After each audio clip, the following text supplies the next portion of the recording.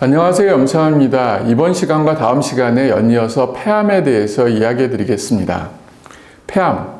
폐암하면은 사람들이 굉장히 공포스럽게 느껴지는데 그 이유는 바로 사망률 1위를 차지하고 있기 때문에 그렇습니다. 인구 10만 명당 16.7명으로 우리나라에서 사망률이 가장 높은데요. 실제 폐암은 폐와 기관지에 생기는 종양으로서 국내에서는 세 번째로 많은 암 중에 하나입니다. 인구 10만 명당 27.1명 정도 발생을 하는데 특히 남자 같은 경우는 42.1명, 여자 같은 경우는 15.5명으로 여자에 비해서 남자가 약 3배 정도 더 많이 발생하고 있습니다. 그만큼 남자에게 무서운 암 중에 하나가 바로 폐암이고요. 5년 생존율만 보더라도 과거 1993년, 95년 그 데이터는 12.5%밖에 안 됐어요. 근데 그래도 최근에 올수록 사망률이 5년 생존율이 점점 증가하고 있어서 2013년에서 2017년 데이터를 보게 되면은 30.2%로 과거에 비해서 2배 이상 생존율이 더 증가하고 있습니다. 그 이유는 뭐냐? 다양한 항암제 개발도 있지만은 그와 더불어 보조치료, 그리고 환자가 잘 못 먹을 때 그 영양제라든지 면역력을 증강시켜주는 치료 등 다양한 치료를 병행함으로 인해서 환자들의 생존율이 점점 증가하고 있다고 보고 있습니다. 병기별로 보면은 1기, 2기, 3기, 4기 나누는데 1기 같은 경우 남자는 조기에 발견됨에도 불구하고 61.1%밖에 안 되고요. 여자는 91.7%로 굉장히 5년 생존율이 높습니다. 그리고 2, 3기 같은 경우는 남자는 34.1%, 여자는 53.9%, 4기가 되면은 남자 같은 경우는 5.8%, 여자는 12.1%로 매우 5년 생존율이 낮아집니다. 그래서 실제로 똑같은 암인에도 불구하고 똑같은 기수에 발견됨에도 불구하고 여자보다 남자가 사망률이 굉장히 높은 이유는 왜 그런가? 그 이유는 첫 번째로 흡연을 들고 있습니다. 즉 흡연을 토해서 폐 자체가 워낙 안 좋아 있고, 그리고 직업적으로 남자가 좀 고위험군인 직업상 분진이라든지 성면이라든지 다양한 중금속에 노출될 확률이 높다는 거, 그런 이유들 때문에 폐암 발생률도 남자가 여자보다 훨씬 더 높고 같은 병기라 하더라도 사망률도 더 높다고 할 수 있습니다. 폐암을 분류를 보면은 크게 두 가지로 나눕니다. 첫 번째는 비소세포성 폐암, 두 번째는 소세포암으로 나눕니다. 비소세포암이 전체 폐암의 85에서 90%를 차지할 정도로 굉장히 높습니다. 그 중에서도 선암 같은 경우가 약 47%를 차지하는데, 선암 같은 경우는 비교적 작은 세관지 상피에서 발생하면서 폐 말단 부위에 주로 위치합니다. 크기가 작아도 전이가 잘 되기 때문에 굉장히 위험한 것 중에 하나고요. 주로 여성, 비흡연자에서 선암이 잘 발생합니다. 그리고 두 번째로는 편평 상피 세포암인데, 이건 한 22% 정도에서 발생하면서 주로 큰 기관지에 발생하고 기관지 내강에서 자란다고 합니다. 그 부위는 주로 폐 중심부로 해서 나타나기 때문에 기침, 객혈, 쌕쌕거림 같은 여러 가지 증상들이 잘 생기고요. 주로 남자하고 흡연자들에서 주로 많이 발생합니다. 그 다음으로 대세세포암이 있는데 큰 기관지에서 발생하는데, 이거는 발생률은 낮은 반면 이유가 매우 나쁜 종양 중에 하나라고 됩니다. 그리고 소세포암으로 나누는데, 소세포암은 전체 11%를 차지하고 있고요. 주로 폐 중심부 기도에서 발생하는데 발견 당시 이미 전이될 가능성이 굉장히 높기 때문에 이유도 안 좋습니다. 전이되는 부위는 주로 뇌, 간, 뼈 부위에 많이 전이가 되어 있고 흡연과 직접적으로 연관이 되어 있다고 말하고 있습니다.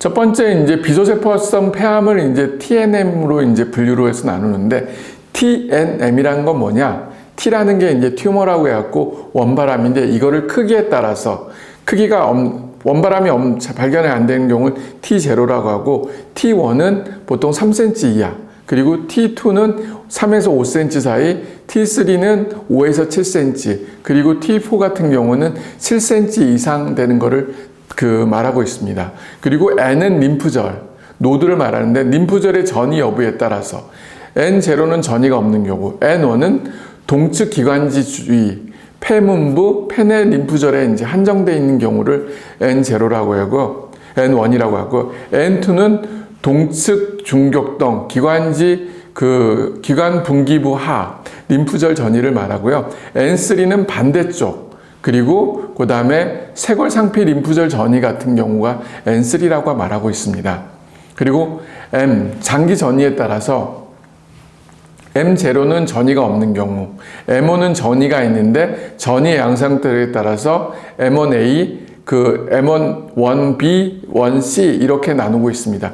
즉 A, B, C로 갈수록 점점 나빠진 것을 얘기할 수 있고요. 그리고 이 TNM 이제 분류에 따라서 0기, 1기, 2기, 3기, 4기로 나누고 있습니다. 즉 T의 1, 2, 3, 4 그러니까 결국은 종양이 크면 클수록 기수가 높고요. 그 다음에 N, 림프절의 이제 전이 여부에 따라, 그리고 가장 중요한 M, 원격 전이가 있느냐에 따라서 결국은 기수는 4기로 가고 이렇게 나빠질 수가 있다는 거죠. 그래서 실제로 기수가 높을수록 결국은 예후는 나쁠 수밖에 없습니다. 근데 이제 소세포암은 이 TNM 분류하고 다르게 분류를 합니다. 그 이유는 이 종양의 특징 때문에 그런데요. 제한성 병기하고 확장성 병기로 나누는데, 제한성 병기라는 거는 암이 종격동, 쇄골 3부 림프절을 포함해서 폐의 한쪽에 국한되어 있는 경우를 제한성 병기라고 하고요. 확장성 병기라는 건 뭐냐? 암이 그 한쪽만 있는 게 아니라 반대까지 전기 있고, 그리고 뇌라든지 간 같은 다른 부위에 전이가 된 경우를 확장성이라고 말하고 있습니다. 즉, 확장성이 있다는 것은 이미 벌써 예후가 나쁘다는 것을 말하고 있습니다. 폐암의 치료는 이제 크게 이제 비소세포성 폐암하고 소세포성 폐암 두 개로 나눠서 이제 그 치료 방법이 달랐는데요. 비소세포성 폐암은 조기에 발견되면 수술할 수가 있습니다. 근데 소세포성 폐암은 조기에 발견됐다 하더라도 결국은 수술이 불가능하고 항암 치료를 할 수 있기 때문에 그런 경우가 이제 좀 제한이 되는데, 그 소세포성 폐암 중에서 아주 조기, 제한적인 이제 병기에 따라서는 수술도 가능하다고 되어 있습니다. 그래서 먼저 비소세포성 폐암에 대해 설명하면은 1A, 1B기, 그러니까 주로 1기에 이제 저위험군 같은 경우 수술만 해도 가능을 해요. 근데 1B의 고위험군 같은 경우, 또 2기 같은 경우는 수술 플러스 항암 치료를 병행해 줘야 됩니다. 그리고 3A 같은 경우는 수술 항암제 플러스 필요한 경우에는 방사선 치료까지도 할 수가 있고요. 3B라든지 4기가 되면은 이때는 이미 벌써 수술을 할 수 있는 시기를 놓쳐요. 그러면은 결국은 항암제하고 플러스해서 필요하면은 방사선 치료까지 하게 되어 있습니다. 그에 비해서 이제 소세포성 폐암은 일반적으로 수술이 거의 불가능한데, 그 제한성 병기에 한해서, 그리고 아주 국한된 초기에 한해서 수술을 하고 항암 플러스 방사선 치료도 하는 경우들이 있습니다. 근데 일반적으로는 이제 소세포성 폐암은 이제 항암과 방사선 치료를 이제 주로 많이 하게 되고요. 확장기 병기 같은 경우는 수술은 불가능하고 이제 주로 항암 치료를 하는데, 국소 증상이 없고 뇌전이가 없고 환자의 상태가 좋으면은 항암제만 하게 되고요. 수행도 그 환자 상태가 불가능하면은 일반적으로 지지협과 더불어 항암 치료를 하게 되어 있습니다. 그리고 혹시 상대정맥 증후군이라고 해갖고 굉장히 초응급인 경우가 있습니다. 이때라든지 폐업 폐쇄라든지 뼈 전이가 있는 경우는 항암제와 더불어 방사선 치료를 반드시 해주게 되어 있습니다. 그 외 척수 압박이라든지 뇌전이가 있는 경우는 방사선 치료를 먼저 하고 항암 치료를 병행하게 되어 있습니다. 그리고 이제 항암제 종류, 치료에 따라서 이제 나누는데, 그 비소세포암 같은 경우는 이제 3A 같은 경우는 림프절 전이에 따라서 수술, 항암 치료, 방사선 치료는 다양한 조합이 이제 가능하고요. 그런데 이제 항암 치료와 이 기관과 횟수는 다양하나 대개 이제 3, 4주 간격으로 2사이클을 한다고 되어 있습니다. 반면에 이제 2기의 재발 방지를 위해서는 보조항암요법으로 인해서 대개 4회 정도만 하면은 된다고 되어 있고, 그렇지만은 구체적인 거는 그 주치, 종양내과 선생님의 판단과 기준에 따라서 약간의 차이는 있을 수 있습니다. 반면 이제 소세포성 폐암은 병기와 상관없이 항암 치료가 주치료가 돼서 거기에 맞는 이제 항암제 치료를 하게 되어 있습니다. 일반적으로 항암제는 크게 세 종류를 말합니다. 첫 번째, 세포독성 항암제. 말 그대로 암세포도 죽이고 정상세포도 죽이는 항암제인데, 그로 인해서 결국은 부작용도 많이 생겨요. 가장 대표적인 게 시스플라틴, 카보플라틴, 비노레벨빈, 파클리탁소, 도세탁소, 젠시타빈 같은 이런 항암제가 있고요. 두 번째, 표적항암제. 사실 폐암에 갑작스럽게 생존율이 증가하고 예후가 좋아졌던 건 바로 표적항암제 때문에 그렇습니다. 이 표적항암제라는 건 뭐냐?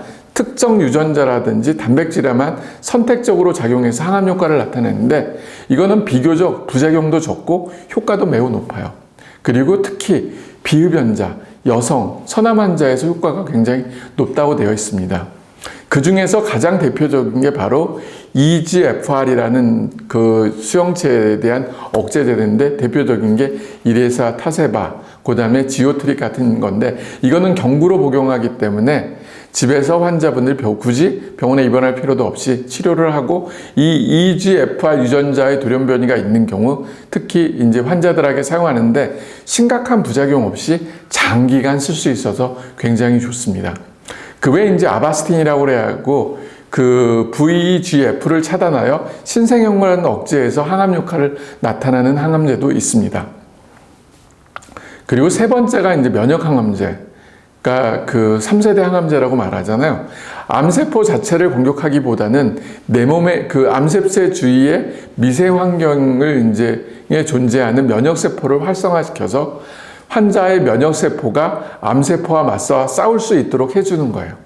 그래서 기존의 항암제보다는 부작용이 적고 치료효과가 개선되어 장기적인 그 효과를 기대할 수가 있다고 되어 있습니다. 가장 대표적인 게 키트루다, 업디보, 여보이, 티센트릭 같은 이제 면역 항암제들이 있습니다. 그러나 면역 항암제도 사실은 부작용이 있어요. 그 중에 가장 대표적인 게 자가 면역 질환, 갑상선염이라든지 뭐 간염, 그리고 폐렴 이런 것들을 유발시킬 수 있기 때문에 반드시 주치의하고 상의하면서 무슨 문제가 있으면은 반드시 주치의한테 바로 얘기해 주는 게 가장 중요합니다.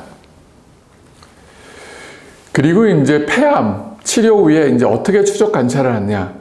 초기 비소세포암 폐암 중 20%에는 진단 후 대개 4년 이내에 이제 재발하는데, 특히 남자 환자 같은 경우는 여자 환자에 비해서 재발률이 굉장히 높기 때문에 특히 조심해야 됩니다. 일반적으로 추적 관찰 및 그 주기를 보게 되면은 비소세포암 같은 경우는 이제 그 CT를 통해서 1에서 2년마다 3, 4개월마다 이제 하고요. 3에서 5년이 지나면 매 6개월마다, 그 이후에는 매년 저설량 CT를 통해서 1년에 한 번 정도는 체크업하는 게 좋습니다. 그리고 추가적으로 혹시라도 진단할 때 CEA가 상승하는 경우가 있어요. 이때는 CEA가 낮은 경우보다 오히려 예후가 안 좋다고 그런 얘기가 있고요. 그리고 특히 흉수의 악성 여부를 판단하는 데도 CEA가 도움이 된다고 되어 있습니다.